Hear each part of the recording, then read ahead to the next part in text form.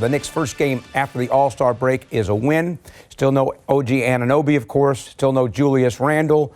Mitchell Robinson still not really ready to get his rehab going. He's out of the walking boot, but not running or jumping at all. So the Knicks still very much shorthanded, but they dominated Philly in the first half, and they were able to hold off the 76ers in the fourth quarter and get the win 110-96. Let's take a look at some of the highlights from tonight as we take a look at Jalen Brunson.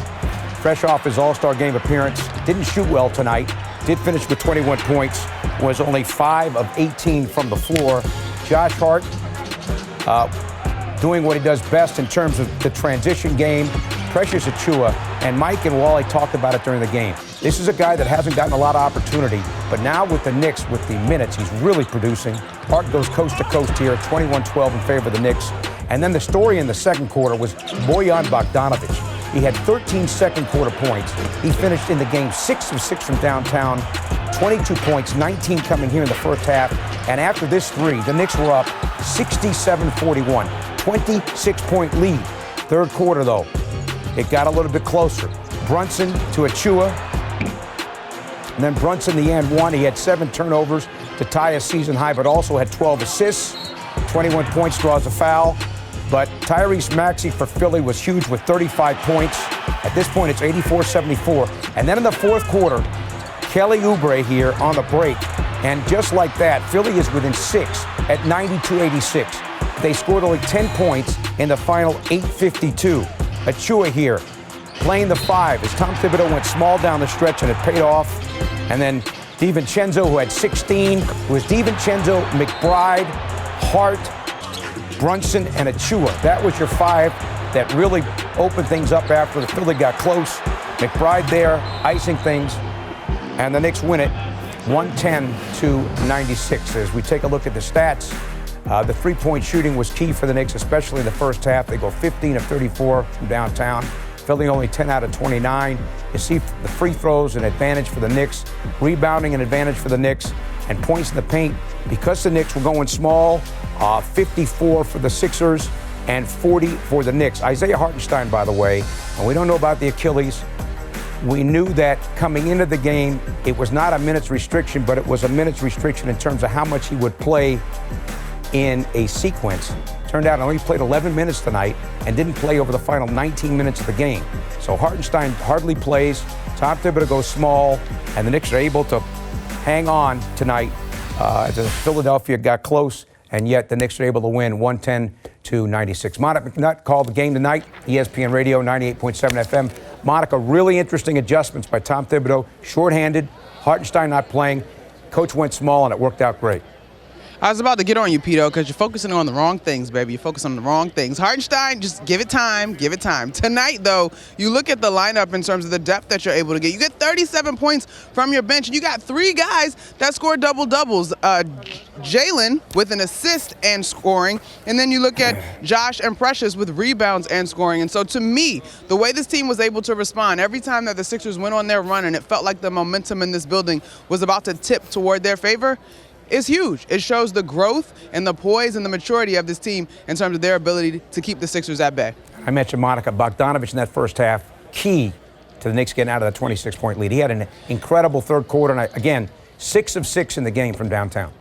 Yeah, and 5 of 5 in the second quarter was quite impressive. But again, Pito, we could break this thing up into chunks in terms of each guy holding the line when they needed to.